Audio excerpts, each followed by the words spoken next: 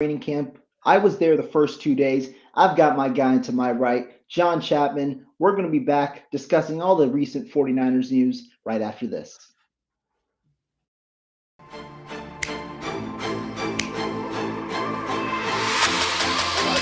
Let's go get him. Let's go get him today, man. Let's go. Hey, double down, 3, 1, 2, 3, double down.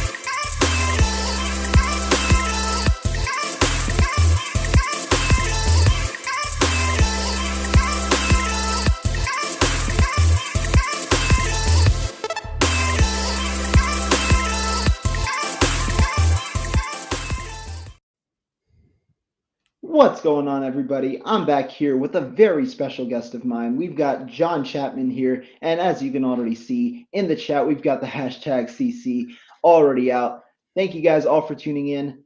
49ers training camp just finished, but first of all, John, how are you doing, man? Man, I couldn't be better. Like, we wait and we wait. We put out content. You're one of the few content creators that's been grinding all off season, which is a chore. Let's just be really, really honest. But once the players get going, once you get news, once you get the press conferences, it just flows, man. It just feels natural. It feels right. And the fact that we have 49ers football for 5 to 6 months, I'm a happy man. I'm just a happy guy. The music sounds better, food tastes better. This is where we should be, man.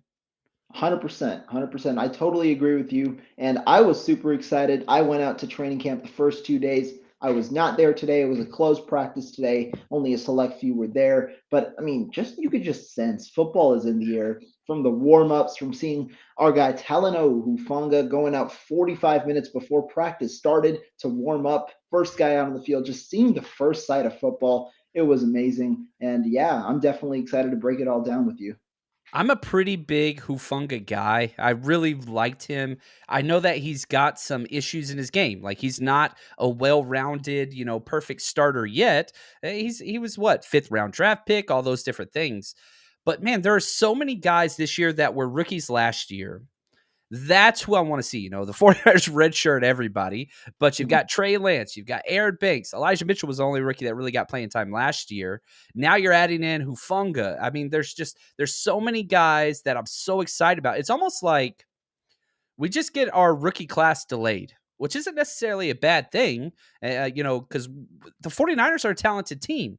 It's not like 2017 where Trent Taylor is going to lead your team in receptions almost just straight off the bench being drafted. So it just feels right. And I think guys like Hufanga, Trey Lance, kind of headlining the energy and the work ethic, having those young guys lead that, it's positive, man. It permeates the entire team.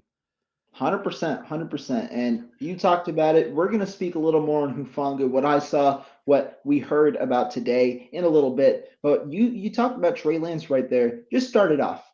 49ers quarterbacks have had somewhat of a rough day. Trey Lance had a rough day today, had a bit of a rough day yesterday. What do you just take of the initial kind of quarterback performances? Man, way back to my coaching days, playing days, doesn't matter. When training camp starts at any level, it doesn't matter. High school, college, NFL. Defense has the advantage in every way, shape, and form. It is so difficult to block as an offensive lineman without pads on. It's almost impossible because you don't get to use the shoulders, which is such a big deal for what's going on. You don't get to lock on to the breastplate, which is the aiming point for them to shoot their hands. And so it permeates, it goes through everything. So calm down. I understand we all like the completion percentage and whatever else. And, I'm telling you right now, that is not a good indication of growth. That is not a good indication of success. Yeah, you want somebody to go 11 for 11 every time and ball never hit the floor, but that's not the goal. You're not winning games in July. It's not what this is. So wait till the pads come on, which is Monday. And man, let me just jump out here and say this, a little tease here. We're going to be giving away on this show today 2 tickets to training camp on Monday. It's sold out. Well, we got our hands on 2 tickets. We're going to be giving those out here in a little bit. So stick with us, and we'll be giving that to somebody that's watching live. You heard it here. Like John said, 2 tickets to Monday's training camp. be sure to be here and stay for the remainder of this session because we will be giving it out at the end. Training camp was a blast. I went for the first 2 days. I'm going to be out there Saturday. You guys do not want to miss out on it. So shout out to John for giving those 2 tickets away. And I got to say, these are anonymous Patreon supporter that just wanted to share and give back to the community. I didn't buy these. It's just the community helping the community. That's what it's all about. And I freaking love it. And so for those of you that are like, yeah, this is a little bit of a different look. Rohan asked me to be on. So I'm here with the man, the legend who's been at camp. I've been scrolling through your Twitter, man. You've been freaking killing it this week, my friend.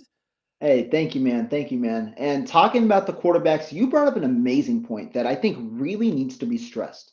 You talk about completion percentage. Completion percentage is a bust, at least the first 2 days. And like when you see it with your eyes, you understand a lot more. Trey Lance threw 6 of 14 passes yesterday, completed only 6 of his 14, 1 interception. Now, you might look at that and say, wow, Trey Lance freaking sucks. But when you look at it really importantly, there were 3 throws specifically yesterday. Trey Lance deep down the field on the money. First one was a bomb, 35 yards to the left sideline to Brandon Ayuk with Emmanuel Mosley in coverage. Ayuk had made a good play on the ball, but Mosley pinned him to the sideline. And then as Ayuk was trying to come down, keeping 2 feet in, Mosley hit the ball out. It was on the money. It was a 35-yard pass from Lance. Just hit it out. Then, second play, 40-yard bomb, right sideline to Juwan Jennings. Juwan Jennings tries to go up, tries to corral it, but Charvarius Ward knocks it out before Juwan Jennings could get 2 hands on the ball.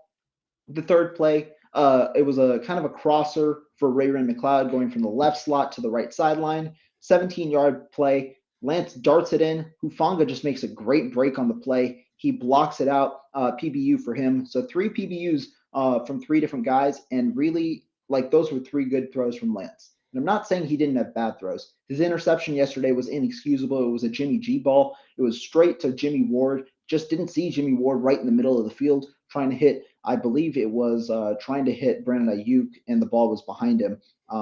And so it was straight to Jimmy Ward. And then he also missed Juwan Jennings on a 5-yard slant. He threw it about 5 yards behind Juwan Jennings. But there's good with the bad. And the moral of the story, like John said, don't really worry about the completion percentage. Lance has been throwing some good balls. They just haven't been shown on the stat sheet. Yeah, it's you got to look at the entire context of the situation and just understand it. When you're in training camp right now, it's just implementation period, which means you're starting at the basics. This is the Kyle Shanahan offense. They're starting at square one. Guess who this defense has gone against every single year in practice? It's the exact same reads. It's the exact same routes. It's the exact same blocking schemes. They've seen it. You're not trying to beat your defense. But unfortunately, with just the way numbers work with only a 90-man roster, if you want good versus good, you've got to do your defense versus your offensive scheme.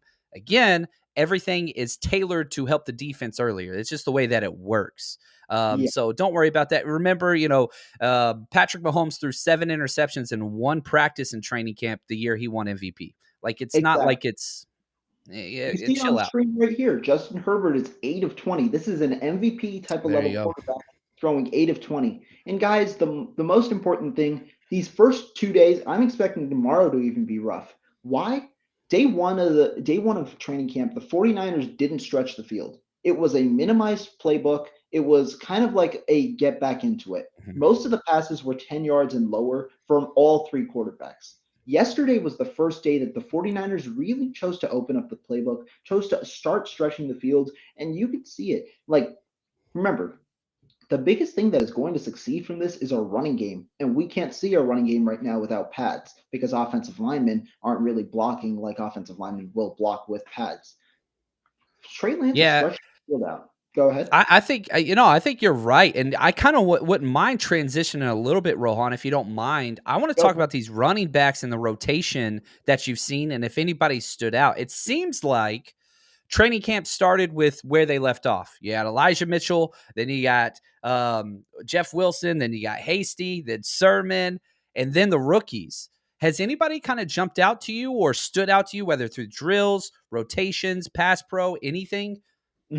So running backs have been one of my lesser focuses, but I've seen them a solid amount still.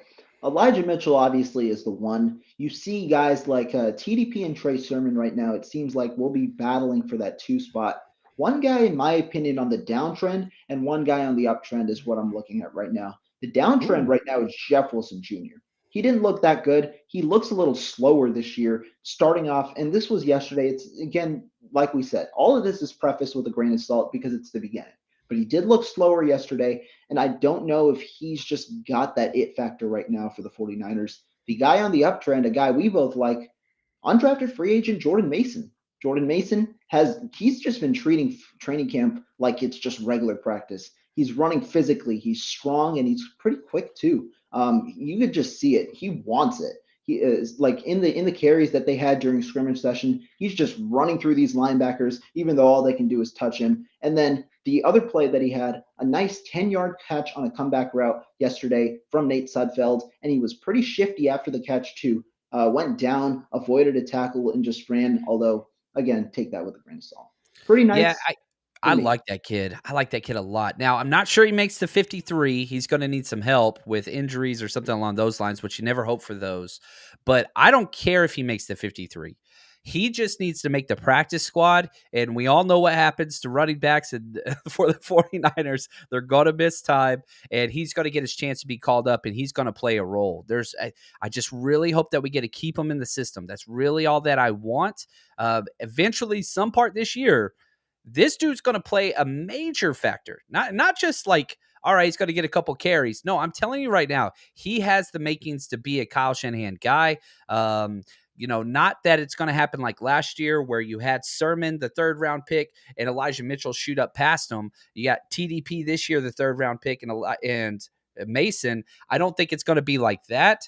But at the same time, I strongly consider him getting some starting work towards the end of the year. I really, really do. Not over Eli Mitchell, but I'm just saying if the opportunity presents itself, I think he could be that first, second down guy that Shanahan loves. Yeah, I think so too. And you talk about some of those guys, right? Trey Sermon, in my opinion, I know a couple of others have differed, said Trey Sermon hasn't necessarily looked that good yet. I actually thought Trey Sermon looked fine. His cuts have been looking pretty nice. I'm gonna see, can he not fumble the football? That's the first thing, because he's one of the smaller running backs on the team alongside Hasty, just because a lot of those guys are bulked up, with Mitchell included. And can he also is that vision nice? Can he navigate on the outside runs? Can he navigate on the inside runs? Can he not try and overuse his ability to cut and instead just be a downhill runner? That's something that I'm looking for from Sermon, because really the answers to those questions will distinguish whether it's him or Tyreen Davis-Price who gets a majority of the reps at running back number 2. There you go. And so, yeah, I mean, it's going to be fun to watch. The good news is, Shanahan in his press conference today, he sounded a little pissed off towards the league. He hates the schedulers. The way I see refs is the way he sees the scheduling office. He just can't stand them. He talked about how they have 3 preseason games in 12 days. How do you prepare for that? Because then after that, you have 17 days with no games leading up to the regular season. So you are going to see more than ever before back into the roster get incredible snaps. So like we're used to seeing, okay, first teamers are out there for a series, then backups. It's not going to be like that this year.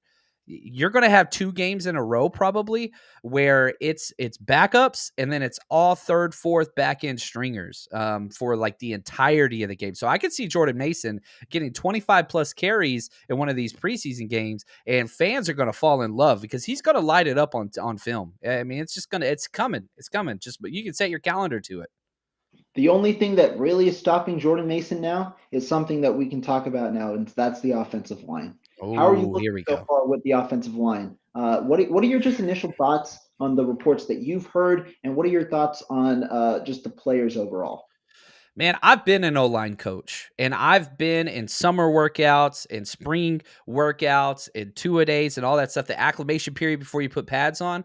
And we would tell our kids, like, look, man, we're going to do one-on-ones. We're going to go through this. We're going to do teamwork. This is built for the defense to win. That doesn't mean you give up, But just understand, don't let this wreck your confidence. You would have to kind of bracket that practices with like, look, man, let's wait. Once we get the pads on, then you pop them in the mouth, put them in their place, and you're going to be where you're at. So has it looked good? No. Having said that, the 49ers have the best defensive line in the NFL, at least one of the best, top 3, worst case scenario.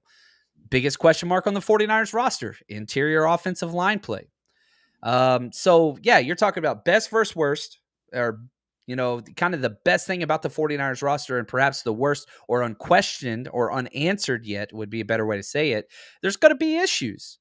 Pads aren't on. Pads come on Monday.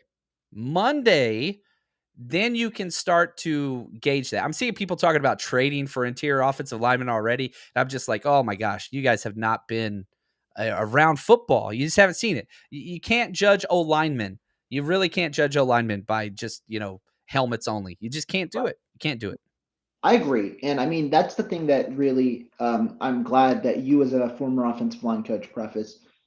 Pads, without pads, defensive line always wins. Regardless of who's playing, defensive line always wins. Now, combine that with no Trent Williams, no Mike McGlinchey, and this is in scrimmages, I mean, and, a rotating offensive line where people aren't necessarily as acclimated with each other.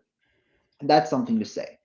Now, I won't sugarcoat it again. Here are the guys who haven't necessarily looked that great.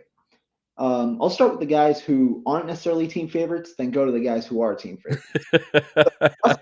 Fuel probably has been one of the worst 49ers I've seen on the field so far. Not a great sign for a guy on the bubble already to make the team. He was the third string right tackle. It was McGlinchey, but McGlinchey didn't play in scrimmages, so Moore starts tomorrow. Exactly. Moore started at right tackle. Then it was Skule as the backup. Skule was just getting beat yesterday, be it by whoever. He committed a false start as well. So right now, so far, not a strong camp by Skule. Colton McKivitz has been worked, albeit it is by Nick Bosa on the left side. I know Moore and McKivitz did switch today. Moore left, McKivitz right. Those two guys haven't necessarily looked good. Then on the second team, a guy who people really like, Jason Poe. Unfortunately, he's not one of the guys on top right now. I didn't think he was going to make the roster. I saw him in person. He is small. He is the smallest guy on the field, and it's not close. Like, Donovan West is pretty small for his size, and then Poe is one level below that. He's small, and he did get beat as well a little bit at right guard yesterday with the second team. Now, some of the positives, I mean, we do have that Brendel Brunskill rotation at center. I think Brendel right now has the hold on it. He's the starter, and Brunskill has struggled a little bit, but it'll be interesting to see how that goes. Spencer Burford has taken all of the right guard snaps with the first team. I think it's more so because the 49ers want Brunskill at center, and because Moore hasn't been given the opportunity since he's had to play first team tackle with McGlinchey and Williams out. I think it'll be Moore and Burford kind of competing next week when McGlinchey is back. That's what I'm looking for. But Aaron Banks has had he's been the best offensive lineman for the 49ers so far, and that's a good sign. He's had some bad reps, but he's also had some pretty good reps, in my opinion. I think that's huge. Man, incredible list right there, dude. That's incredible. So well thought out, well organized, well delivered. But if you could have asked us, man, okay, offensive line's going to struggle, but if you get to pick one offensive lineman to have a really good start to camp, who would you pick? I think we all would have said Aaron Banks or maybe Jake Brendel, but that's huge. That's a huge positive. Yeah. And yeah, you're looking at 5 offensive linemen that are out there right now. Maybe 2 of those are going to actually be starters. 2 of them.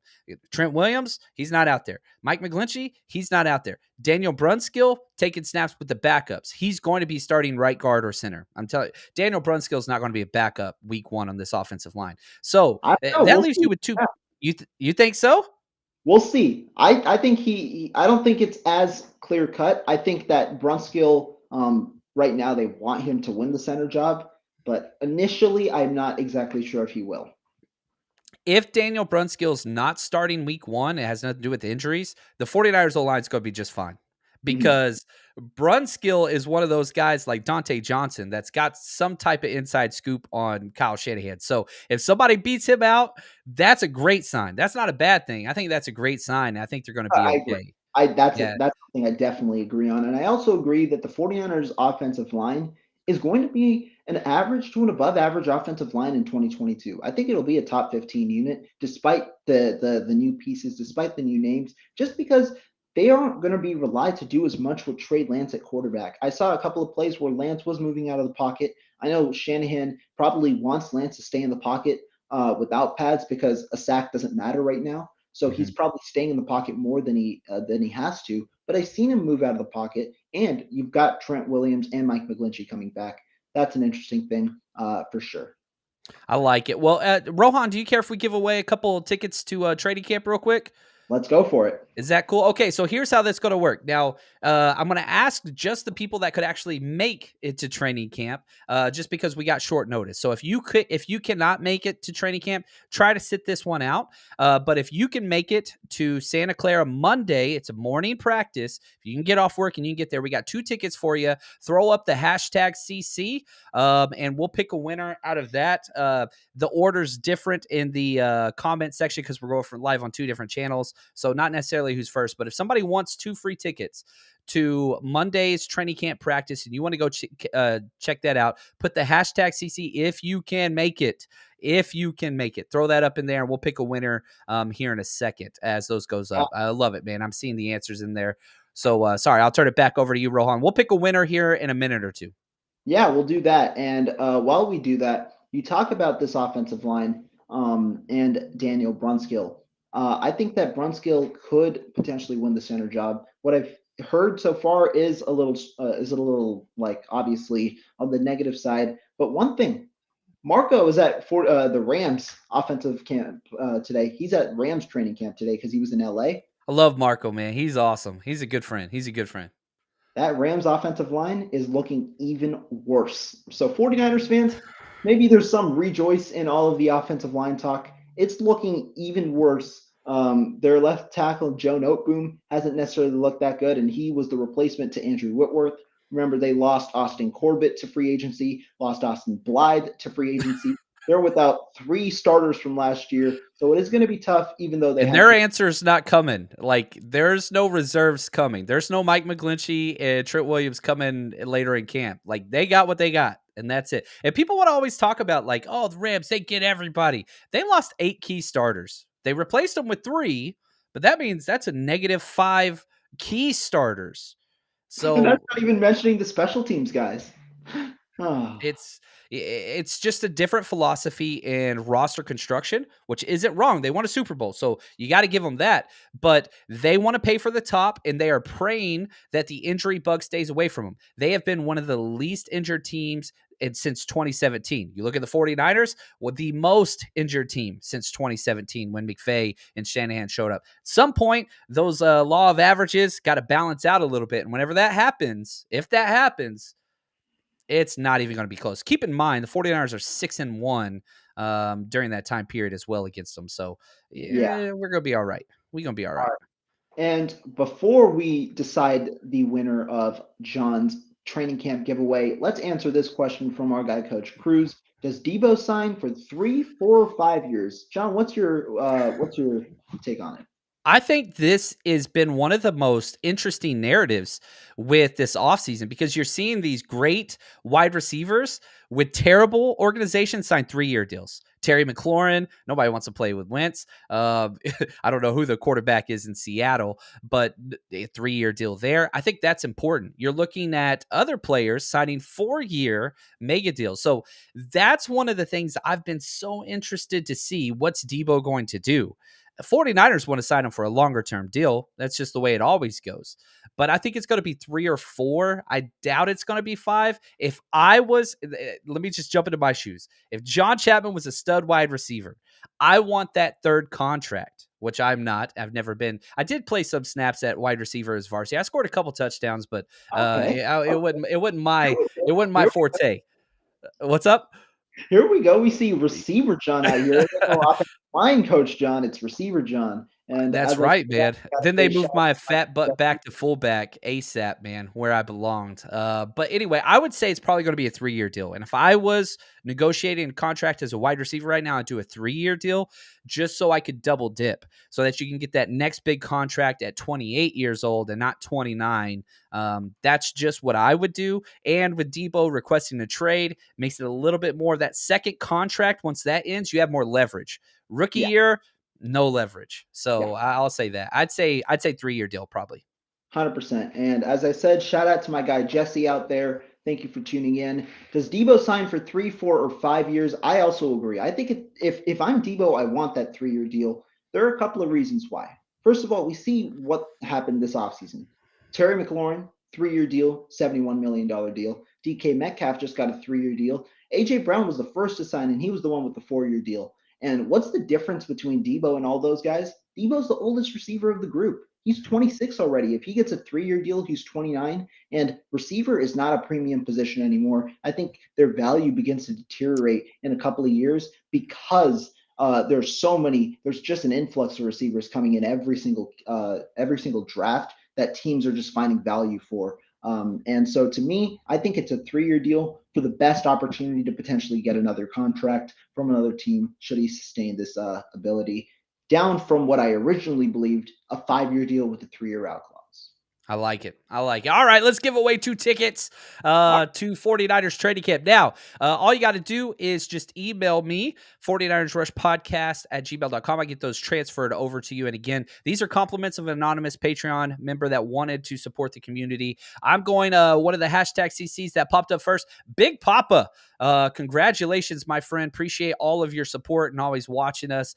Big Papa, reach out to me on Twitter at JL_Chapman or email me, 49ers Rush Podcast at gmail.com. We'll get that taken care of. I love this community. That's a big thing that we're on. And so now you gotta get us some inside tips, Big Papa. I need a camp report, eyes on the scene. I'm putting you to work, man. This ain't free. Hey, shout out to Big Papa. Thank you, obviously, for John. Great guy. Great work here, Big Papa. Be sure to come find me on Monday as well. I'll be at training camp. Ooh, Definitely down to chop it up. I'll be there every single day right now. I So I'm love going it, to be man. giving y'all reports every single day right after training camp. Shout out to Big Papa. Hope you enjoy the experience on Monday. Dude, that's cool, man. That's one of the worst things about where I live, which right now it's kind of weird. You know, I live in Pasadena, but my son's going through football camp and they've got stuff going on. So like, you know, I want to say congratulations and thank you to Rohan and man, all the freaking studs covering training camp. It's just we're so spoiled as Niners fans. And I mean, there's just so many, like I have friends that are Eagles fans and Steelers fans and whatever else. They don't have what we have. We are very, very lucky and Here. spoiled, and I mean that in the best possible way. Yeah, definitely. And before we continue going to the defensive side, obviously the stronger side, I wanted to just give a little quick mention to our 49er tight ends for 2022. John, what are your quick thoughts on them and potentially the battle behind George Kittle? How do you think it'll go out? Man, not that injuries are ever good. They're not. But with Warner being out with the core muscle surgery, not really concerned about his long-term well-being. Like he's going to be good to go when camp starts. I love that Tyler Kroft and Ross Dwelley are going at it. I think Kroft's going to win the tight end 3 job. And I'm like, Ross Duct Tape Dwelley is one of my favorite players ever. I love that dude. Practice squad, you know, coming up and just making some key plays. You remember that? I think that Saints game. I think it was the Saints game where he made that key 4th down conversion. Like he's had so many meaningful snaps. But I just think Tyler Kroft is the biggest. I think he's the most experienced. I think he's going to end up taking that tight end 3 job. I was kind of shocked when they brought back Dwelley because Warner took every single snap he ever had towards last year. Dwelley was getting almost nothing, so special teams work. But I think Dwelley be on the practice squad. Kroft probably going to win that tight end 3 job. It's interesting. I think you bring up great points. I've heard from that guys inside the building with the coaching staff do not necessarily view Dwelley as one of those starting guys, primarily just as a backup. One name that I'll throw out because tight ends got a good amount of work on Wednesday, not as much work at all on Thursday. It was a lot more to receivers as the 49ers were stretching the field. Jordan Matthews. Jordan Matthews has been Yeah. low-key raising some eyes. He had a nice 23-yard catch yesterday from Nate Sedfeld alongside the right sideline. He, in my opinion, is seeing some of that receiver action. Remember, the former receiver turned tight end. Obviously, questions with his blocking. We'll see if that's at all improved during training camp. Was on the practice squad with the 49ers last year. Has a bit of a step ahead from other tight ends. I don't know if he makes the 53-man roster, but he's an intriguing name to keep an eye on, especially if Warner ends up starting the year on IR or PUP, or I'd assume it's IR, not PUP. If Warner begins the year on an injured list, you might have a blocking tight end and then a third guy like Jordan Matthews as well. Yeah, it would be the pup because he's still on it. So if you start training camp on the pup, then you can stay on that when the season starts, and you don't count as the you don't count as a roster spot. So I think that's what it'd be, but I think he'll be back. I think he'll be back. Yeah, it'll be interesting. I mean, Warner was TE2 last year. Remember, Dwelly had a solid 2020 without Kittle.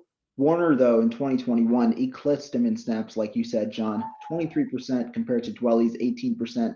Dwelly mainly saw only special teams action. So I think Warner is a tight end too if he is healthy, and that'll be an interesting battle for tight end 3. Some nice names we mentioned there. Yeah, I'm with you. And Pro Football Focus, which I think they do a good job. It's it's a launching point. It's never the end all. But Warner finished with a higher blocking grade than George Kittle did, which I think Warner's never going to get those pancakes like Kittle does. But he's very consistent. It's very rare that he's out of position or off balance. Like he just is so consistent, which Kyle Shanahan loves. So we'll see there. We'll see. One of those tight end 3 guys are going to get some snaps at some point because Kittle or Warner's going to miss some time. If there's ever a team to be a tight end 3 on, it'd be the 49ers. They use them more than anybody. And we got to get some of these questions in the chat. Uncle Salty here asking, will the Niners sign J.C. Treader before the Bucks scoop him up? How do Brendel and Brunskill look? What do you think about Treader? Man, I like Treader. I think the 49ers are happy with what they got at the center position. Whether I agree with that or not, that's a different take. But I don't think they're moving on to J.C. Treader. As soon as I saw that Ryan Jensen news, which is incredible, he might be a top 3 center. He is a top 3 center. He might be the best center in the league. And so that hurts because, again, people want to talk about 49ers interior offensive line. The Bucks lost all 3 interior starters. Like all 3. 49ers lost 2 with Alex Mack and Lakin. They lost all 3 now with this injury. So it's not like the 49ers are their lone team that have issues on the inside of the offensive line. No. The Bucks are one of the number 1 Super Bowl favorites. The Rams, one of the best Super Bowl favorites. The 49ers, they're in the conversation. So this is the NFL. Offensive line play is not great around the NFL. And so would I like them to sign J.C. Treader? Yes. Will they? I don't think they will. Yeah, I agree with you. I don't think they will. I think it's too early to see with their battle. And like you said, the Bucks, they're in need of a center. The 49ers right now have 2. They have Brendel and Brunskill who are splitting reps with the ones. I think they've shown confidence in their guys. And the most important thing with me, practice. I know you're like, what the hell? Why are you talking about practice? But Trey Lance needs those reps with his center. JC Treader doesn't practice that much after his injuries kind of with his knees. He's played in every game, but he hasn't practiced that much. And I think that is very important, especially building the rapport with Lance, which is why I ultimately think Brendel is in the favorite to win that center spot as of now. Yeah, and I'll say this, I see Uncle Salty bringing up West and Poe as well. What the 49ers have is they have 2 guys, really 3 if you want to throw in Sutherland, who got some snaps there in mini camps and OTA, but I don't think he's a long-term answer. You have a short-term fix, and that's Brendel and Brunskill. Like you're hoping those 2 guys can handle and maintain things for the short future. You have your long-term developmental guys in West and Poe. Very similar to Ambry Thomas, where I don't think those guys even have a shot at playing time until you're talking double-digit weeks, like week 10 on. So their kind of philosophy is, hey, we got these 2 guys for right now, and we're developing these other 2 guys long-term. That's the way I see it. Will it pan out? I don't know. Yeah, definitely. We'll that's again, like you said, something we got to see. 49ers faithful forever. free tickets, and a meet and greet. Guys, if you guys are, I definitely would love to, anybody, if you guys want to walk up and just have a conversation with me, I'm definitely down for it. I'm there every single day, would definitely be down to talk with anybody. And Dude, then, I love it, man. yeah, Melissa shouts out Steph Sanchez. She was, I have seen her, great coverage. Be sure to subscribe to her channel as well. Yeah, she's an incredible person, man. She's fun to party with too. She made it out to a couple road trips last year. It was a good time. What's up, That's Melissa? Good to oh, see you.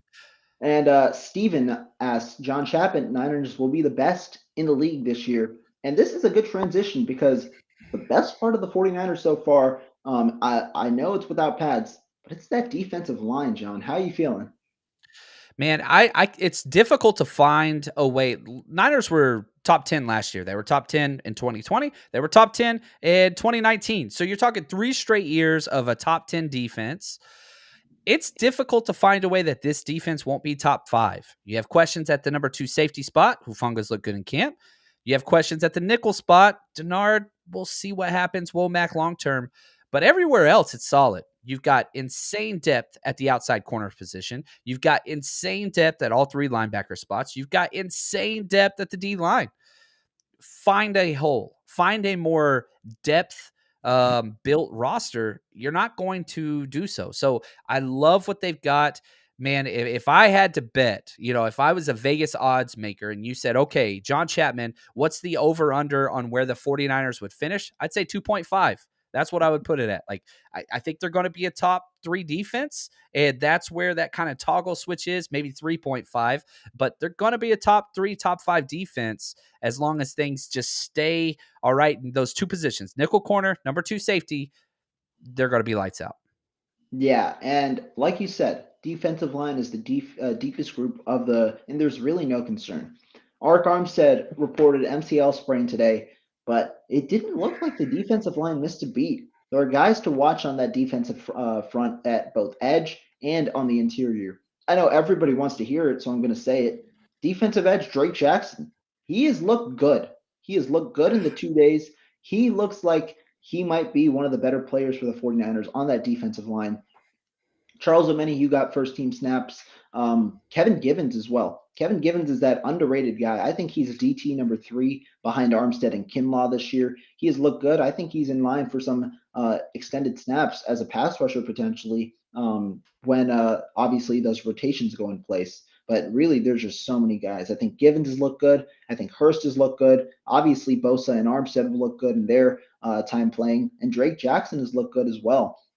So we'll see how it continues. Just so many bodies. I was amazed because even you're talking about the 11th and 12th guys on the roster. Robert Yeah. Nikombiche had a sack and a half yesterday. So like he even looked good. It's like crazy how everybody on the team is contributing on that defensive line. I don't know how that 53 is going to shake out, man. I really, really don't. And it's going to be fun to see. Do you keep 4 interior and 6 DNs? Do you keep 5 and 6? Because I think they're going to keep 11. But man, that competition, I want to trade. I really, really do. I want to combine a pick. I've been saying this forever, but I want to package one of these D linemen in a 6th to get a 5th or a 4th round for next year's draft. Like that's just the way I see it. You got 11 picks coming back next year, but the depth is just insanity. It's exciting. It's so exciting. Yeah, I think that could be definitely a good strategy, right? Because there's so much depth and so many good players on this team. I think that could be a thing that the 49ers linebackers, defensive tackles, that's where I think they might look to try and move a couple of these guys because they have depth and they're quality players that will probably get claimed if they get cut or sign elsewhere if they get cut. Right. Yeah, no, I'm with you. And it's going to be weird because, somebody asked me what's the over under on players claimed. And I was being kind of hopeful, but I was saying, man, I want 2 players traded and 4 players claimed. That's what I kind of ended up with. So 6 players on this roster going elsewhere. Because I think it's going to be 6, but I hope we can trade a couple, Yeah. get something back in return. Melissa here asks, with Bakhtiari not being 100%, do you think the Packers pilfer us for some players because LaFleur has a similar mindset to Shanahan? I'll just say this real quick. If you guys want Justin Skule, by all means, take Justin Yeah. Skule right now. That's what I'm going to say. 49ers will cut 2 of their 10 probables right now. They'll probably only carry 8 offensive linemen. I'd expect it's going to be McKivitz in school right now that don't make the roster, but we'll see. We'll see. Yeah, I think you're right. And that's the thing. There's more and more Shanahan disciples and whatever out there. So just the pool of teams trying to take these type of players just continues to grow every year. That's part of the success. It's a good thing, not a bad thing.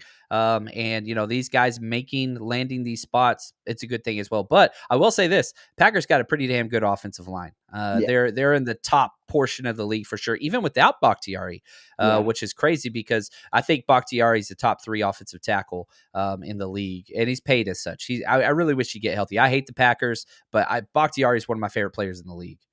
That's yeah, not a 49er. yeah, definitely. Travis Cooper here asks, "What do you think about the receiver group? What are your initial thoughts with the group that we have right now?"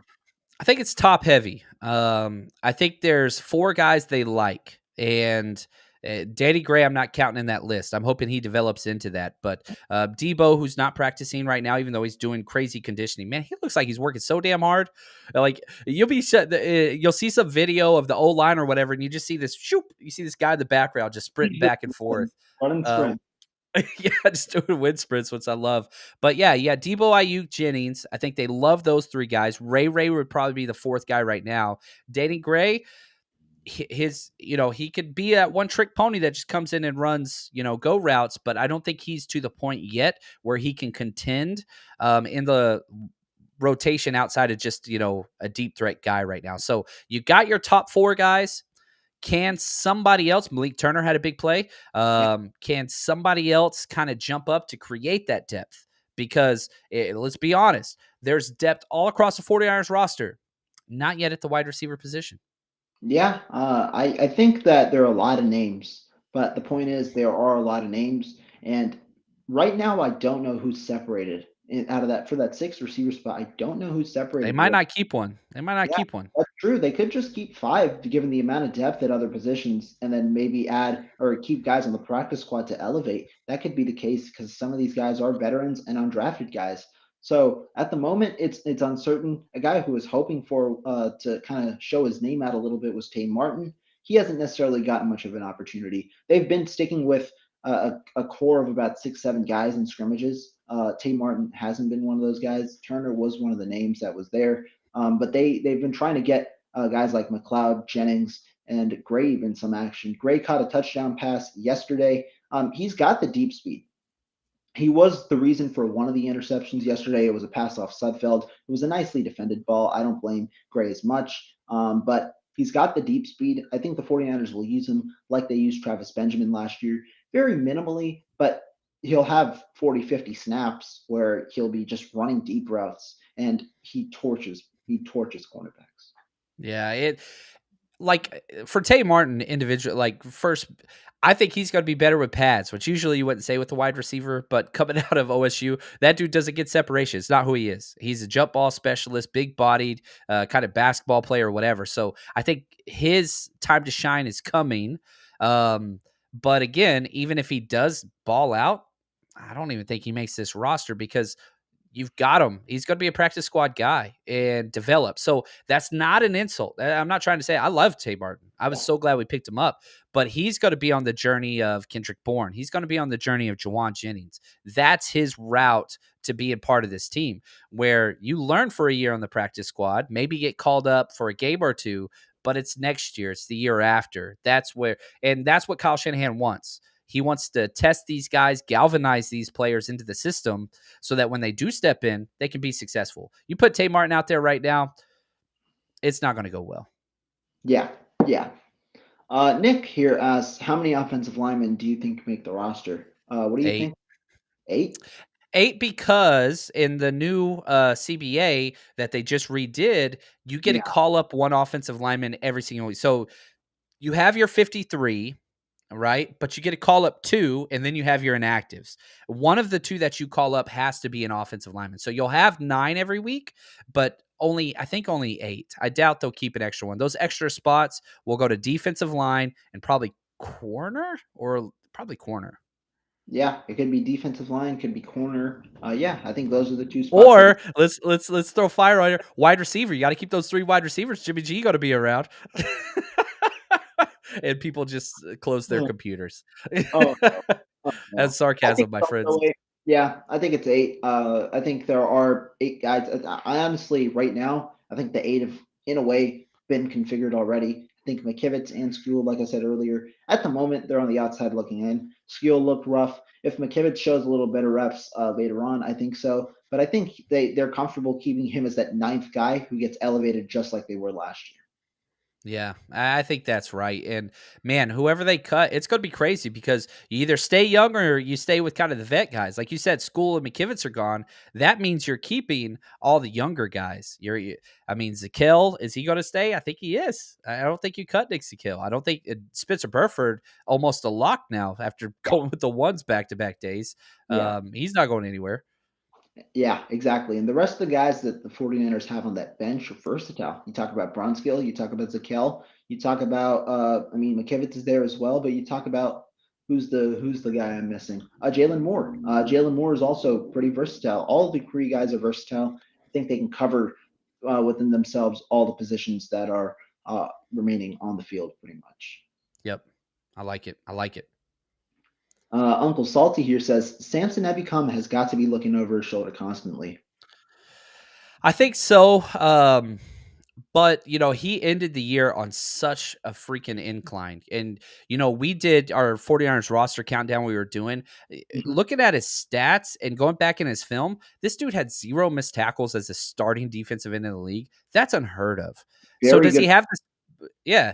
Does he have the splash plays that we all know and love? Their sack numbers incredible. They were down the stretch, but there's something to be said for consistency all throughout this roster. There's a Yeah, reason why Dre Greenlaw starts over Aziz yeah. because of consistency.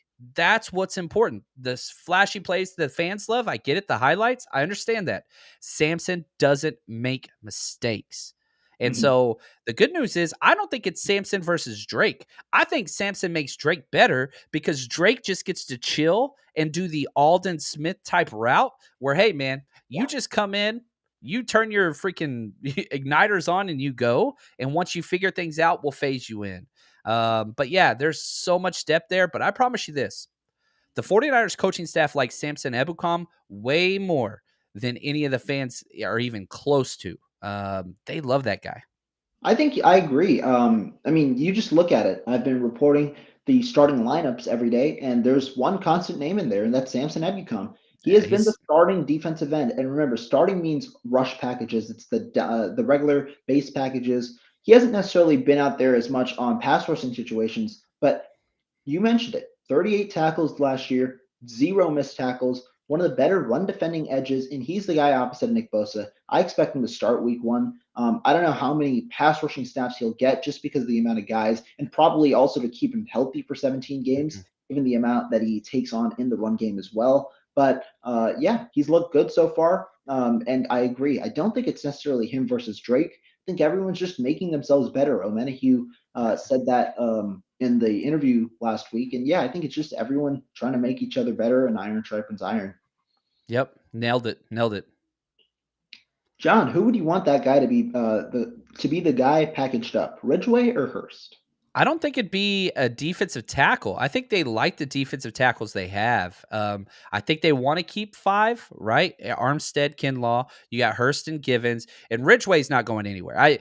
Okay, let me say this. Ridgeway fulfills a perfect role, and that is run stuffing in the middle. Yeah, Whenever Kinlaw or Armstead's like, if anybody was going to go out of this group, probably Hurst. I think if you look at Hurst and Givens, they're identical bodies, metric, play style. They're the exact same player, but I think Givens has shown a little bit more. Hurst injuries have been an issue. So if this is your option, I would say Hurst, but I think it's going to be a D end, not a defensive tackle. But yeah, if I was picking and you made me choose out of these two, I would trade Hurst. And again, that would probably be Hurst in a 7th to maybe get a 6th. Remember, this was somebody that was cut just a year ago, then had back-to-back injuries last year. So there's not going to be a huge pull for him.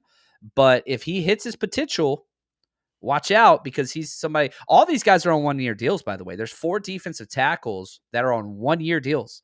yeah. So take that for what you want. I think that's a good analysis, honestly. I'm sorry, not Hurst. Ridgeway is insurance for Armstead or Kinlaw. Kinlaw right now, right, is the big unknown. We haven't seen him practice in team scrimmages. We haven't seen him in pass rushing situations yet. He's looked good. Don't get me wrong. I don't want to get this wrong. He's looked good in the individual drills, in the little positional drills that he's done.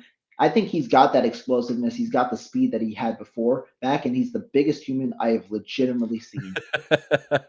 Price is huge, but right now, yeah, Ridgeway is your insurance policy. You paid him $900,000 in guaranteed money to be that insurance policy, and I don't know if you want to let him go before making sure that one of your two guys, especially one with a propensity for getting injured, you don't want to let that guy go. As for the other guys, you talked about Hurst, you talked about Gibbons. Both have had good camps. I think Gibbons is the number one guy right now. Hurst is the number two. I agree. But a guy that could potentially, I'm just saying could right now, one of those edge rushers, if you get anything for Kerry Hyder, you trade him. And if you get anything for Jordan Willis, I think you got to entertain something because right now I think Willis is on the outside looking in if you're carrying 10. You're about to make Melissa mad. She's a big Jordan Willis fan. Hopefully you got that email. I think she got it. She asked me last time to put together a Jordan Willis top plays, and so I finished that this morning. Which he looked good. He looked good, but I do think he's the odd man out right now. He looks good. It's just I'm not even saying from my personally thing. I'm just saying from the depth chart right now. I think Drake Jackson's looked better than him. I think Ebukam obviously has looked better than him. And then you're not going to cut Nick Bosa, obviously. So you got those three guys. And then on the outside, who else am I missing? Omenahue, and he ain't going anywhere. Omenahue is not going anywhere. So you're not going to let go of any of those guys. And then if we're being honest, guys like Kevin Atkins, undrafted free agent, he's looked good too in Neckham DJ. So you've got a lot of these defensive tackles that are looking good. You're just looking at the odd man out in this instance. Yep, I like it. I like it. Travis asks, what do y'all think about the running back group? How many do we keep? I think 4+1 with Juszczyk, obviously. I think Hasty and Jeff Wilson Jr. are competing against each other. I don't see any way that they can keep both of those. Possible they move on from both, but I think one of them make it, not both. So that's the main thing that I'm watching for. TDP safe. Trent Sermon's safe because of his draft position and salary. So Elijah Mitchell, Sermon, and TDP 100% are locks. It's just who's going to get that last spot: Hasty, Jeff Wilson Jr., or Mason. But I don't think Mason's going to make it, even though I want him to. Yeah, I think you're right. I think we carry 4. We'll see who that fourth guy ends up being. But right now, it looks like we will carry 4, discluding Kyle Juszczyk, with the 3 that you mentioned as likely to all make the roster. So next, we've got a question from Coach Cruz. Are you only allowed to call up someone a certain number of times before that you have to stay in the active roster? Go ahead. Yes. So this is you get to call them up twice before you make the decision. That you can't call them up 3 times, otherwise they have to be a lock on your roster. And there's lots of little caveats to this, but yeah, you can call them up twice. You can protect them twice. That's also what the 49ers did that a lot with Nate Sudfeld last year. They love Nate Sudfeld. Trey Lance talked about how much he was hoping Nate Sudfeld would come back. How much of those are just words, but it seems to be like a legitimate. He's a mentor type vet. He's been in the league 7 years, but you can call everybody up twice. If you do it a third time, they have to be on your active roster after that. So hopefully that answers the question. Did I miss anything on that?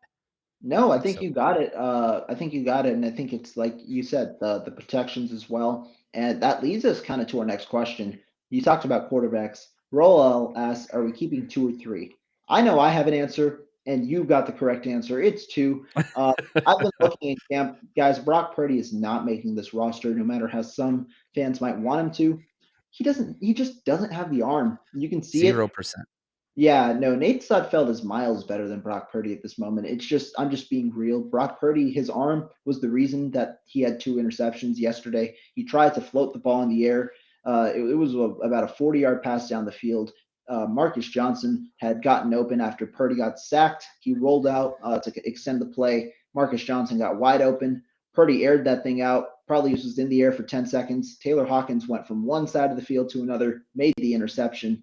Yeah, he doesn't have the strong enough arm right now to really sustain NFL level play. And the 49ers carried 2 last year. And he's easy to keep on your practice squad. Nobody's going to claim him, right? He was picked 256 or 262, sorry, Yeah, 262, Mr. Irrelevant. His arm eliminates him from 20 plus teams in the NFL. Like ex- it's got to be a Shanahan system only, and you can't value the deep ball at all. He's got to be our practice squad QB. That's what he's going to be. Now, even if you do keep Jimmy, let's play this role. Let's go down this path. Why not? Let's say you can't find a trade partner. I'm still of perhaps a smaller fraction of people that I don't think Jimmy gets released week 1. I really, really don't, or for the 53. I don't think it happens. And here's why. I understand that his roster is guaranteed once he makes the 53-man roster August 30th, but it's still divvied up into game checks, that salary cap hit. So even if you keep him, that doesn't mean that's all going to hit the 49ers. You hold him for a week, 2, 3, 4, whatever. Then maybe you could deal him for something cheap. The one thing I will say, I just don't see him being released when your home opener week 2 is against the Seattle Seahawks. I just don't see that from Kyle's perspective. I just cannot see that. He has been destroyed by the Seahawks his entire career.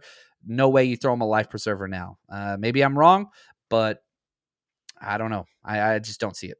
that's an interesting take for sure. I think right now, people were asking me, do you think Garoppolo higher chance of him getting cut or released? I personally think he might be, traded or released. I think he might be getting traded at this moment. I wouldn't be I think so surprised if too. he got released, but at the moment, just based on what we're hearing and what guys like Marco are telling me, it does seem like Jimmy Garoppolo could be traded. It's just based on what is he going to do with his rework contract with certain teams? Yep, and that's the thing, right? Like, because again, it's not going to be as bad as Baker because everything's not guaranteed if the trade happens before August 30th, right? But right now, it's a little bit of a game of chicken. You got Seattle that's just sitting there chomping at the bit; they will claim him immediately, and then every other team, whether it's Texans, Giants, the Browns, whatever happens with Deshaun Watson, there's teams out there. I forgot who put this out there. I think it was Jones. She said, he would make 10 teams better at quarterback right now. And I agree with that. I Oh, really do. yeah, It's probably. just, yeah, you got to figure it all out. Yeah. Continuing with your guys' questions to end today's show, we've got Rick here mentioning Justin Hilliard. He was cut by the Giants just because he's not a fit with Martindale. He's a 4-3 guy. Martindale's 3-4. Maybe we can sign him He back. got suspended, though, I think. That is I think true. he got The suspended, didn't he? QB guy. I think it was like something about performance enhancing. Yeah, I think he's out the first 10 games, too, which is going to hurt. I could be He spent wrong. Let 2 me. games for violating something. Yeah, so that hurts. But again, we're stacked at running or linebackers. Yeah, I'd love to have him back on the practice squad. He played well, and he filled in at the Mike role. He wasn't Yep. even just one of the will guys. Like they liked him enough to give him Fred snaps. And speaking about Mike, one name that I want to just tell you before we end, guy to keep your eye on during training camp, Curtis I Robinson, love Stanford UDFA. He has been getting all of the second team Mike snaps. It's not Demetrius Flanagan Fowles who got Mike snaps in the past. It's Curtis Robinson. So in the linebacker rotation with Oren Burks, the guy from Green Bay, with him, Flanagan Fowles, and Curtis Robinson. Robinson is the guy who has been getting mic snaps. I've liked what I've seen. He's been vocal. He's been a leader out there, and I would not be surprised if he ends up making the 53. We had him when we were doing our roster countdown. We had him number 85, but the thing that stood out to me, he has the exact metrics, height, weight, speed. He's Fred Warner. He's a Fred Warner freaking clone. Body, speed, athleticism. Like they got a type. And it's him. He's a Mater Day kid too. So yeah, man. He's 99% athletic profile match with Fred Warner over on mockdraftable.com. I'd love for him to make it, man. I mean, he fits the mold. He fits it. Yeah. Coach Cruz asking a question in after we talked about the running backs. Would they keep Mason? Hope for Hasty Wilson on the PS. What do you think? I don't think Jeff Wilson's going to make the practice squad personally. I know that McDaniels loved him, but they got freaking 15 running backs in Miami, so I don't know. Maybe they would. I think there would be a larger pool for Wilson than there would Hasty. So again, these are the questions you got to ask, and these are the questions they have as a coaching staff. Okay, if we move on from Hasty, what are the chances we keep him on the practice squad? Okay, well, if we move on from Wilson, which one? Those are the type of questions they ask each other. And I would say Mason is closer to Wilson play style. I'm not sure you would want Mason as that third down back. So if Mason's going to make it, Wilson would be the one that would be cut because Hasty performs a role that's different. And I think that's what's important because Hasty, they like him as that third down option. Yeah. So, yeah, definitely. I think I agree. Seattle, Chris Carson just got he's retired because of his neck issue. They need an RB3, and I think Jeff Wilson would be claimed by them as one of the teams if he was yeah. moved. The only thing at this point, I think honestly, you just got to wonder which guy do you like the most? Because I feel like at least one of these three guys, when you cut the two, is going to be claimed. So you could the 49ers. Not only do they have that tough decision, they have to figure out who they like the most out of the three. Yeah. Miami keeps taking all our running backs, man. You cut a running back, Miami takes them. Yeah. Kali asking, I think, our last question of the day. Does Brett start the season on IR or PUP? And when he's available, does he instantly play if Ward and Mosley are lights out? This is tough. What do you think? I think Shanahan's sneaky. And so I would say if the outside corners are playing well, if you're three deep, if you got three guys playing well, I think he'll stay on the pup because that's a cheating number that you get a keep, and you'll get, Jimmy Verrett back week 6 or after week 6, which is important because, diving through his injury history, he's had 5 seasons where he didn't even make it to game 2. So there's no reason to rush him back. But if something happens to Ward or Mosley, Ambry Thomas continues to struggle, Diamador Lenore doesn't step up, Tariq Castro-Field's not ready. If you don't have 3 solid outside guys, I think that he would step in. And I do not think that he would start over Emmanuel Mosley. Emmanuel Mosley has earned that, and he sure as hell isn't starting over Charvarius Ward. Yeah, and I'm going to say this. I don't know what happens when Verrett comes back. A lot of people think he can be CB1. These two players here, Ward and Mosley, deserve to be on the outside. They have been lights out at cornerback so far, and I think that they're a duo that can't be messed with. Verrett, for those of you guys that want to know, was on the sidelines yesterday. He wasn't in uniform, but he was talking with Ward. He was talking with both Wards. He was talking with the cornerback group a little bit during scrimmages. But I do believe he does start the year on IR or PUP, so he'll be a part of the initial 53, elevated to IR or PUP, and then the man, the myth, the legend, Dante Johnson will be brought back after being originally cut, probably. So, it's the same cycle that happens every year. I do think, though, the 49ers, I think what they're going to realize is they don't necessarily need Verrett immediately. I think they can afford the first couple of weeks without Verrett.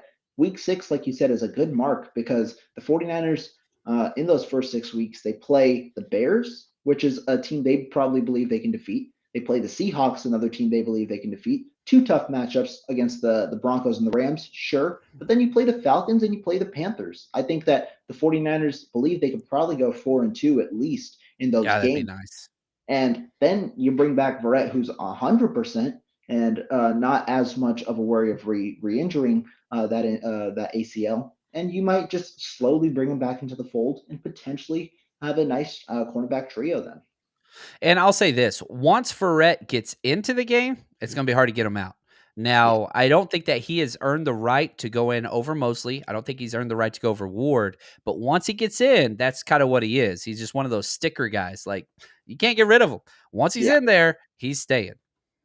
Yeah, definitely. I agree with you there. I think Verrett, he's a guy where the 49ers will have to make a decision there. I don't think he begins the season with on the active roster. I think he'll get bumped up to a list. But this will be a thing that we have to address mid-season probably. Yeah, I think you're right.